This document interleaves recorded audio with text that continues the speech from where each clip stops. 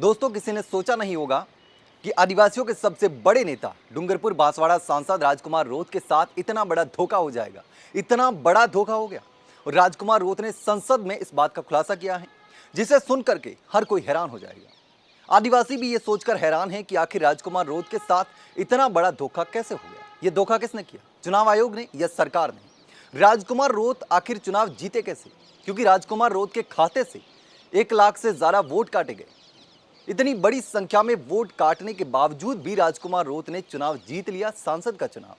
दरअसल इस देश में फिलहाल वोट चोरी का मुद्दा जबरदस्त तरीके से उठ रहा है और वोट चोरी के मुद्दे पर ही राजकुमार रोत संसद में बोल रहे थे और उन्होंने अपने साथ हुई घटनाक्रम का जिक्र करते हुए कहा कि मेरे साथ भी ऐसा हुआ है।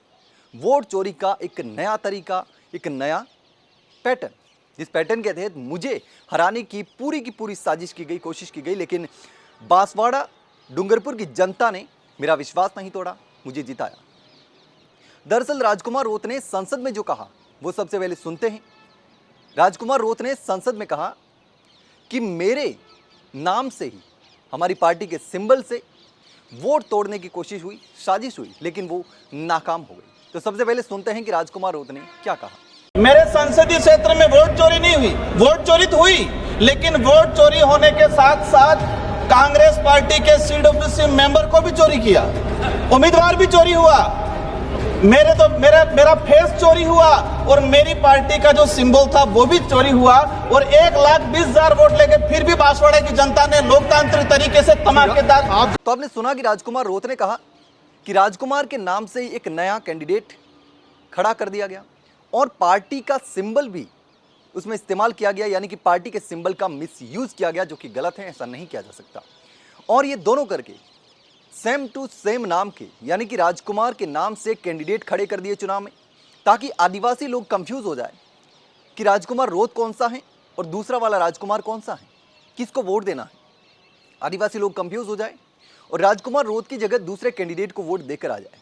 और हुआ भी ऐसा, बड़ी संख्या में आदिवासियों ने राजकुमार रोत की जगह दूसरे कैंडिडेट को वोट दे दिए, राजकुमार समझ करके, क्योंकि वहां पर भारत आदिवासी पार्टी के सिंबल का इस्तेमाल हुआ था। ये राजकुमार रोत ने बड़ा खुलासा किया है।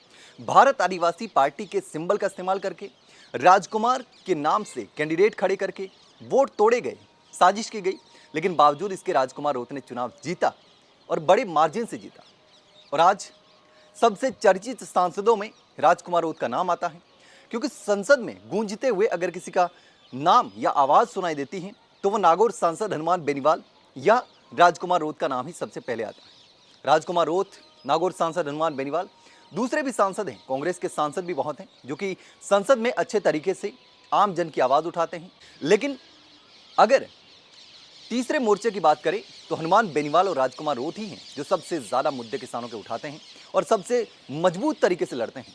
तो राजकुमार रोत ने यह बड़ा खुलासा किया है संसद में कि उनके साथ किस तरीके से कुठाराघात किया गया, किस तरीके से राजकुमार रोत को हराने की साजिश हुई, लेकिन बावजूद इसके आदिवासियों ने राजकुमार रोत का भरोसा नहीं तोड़ा, जिता के ही दम लिया। लेकिन दोस्तों, आपको क्या लगता है, आखिर कौन राजकुमार रोत के खिलाफ साजिश कर रहा है?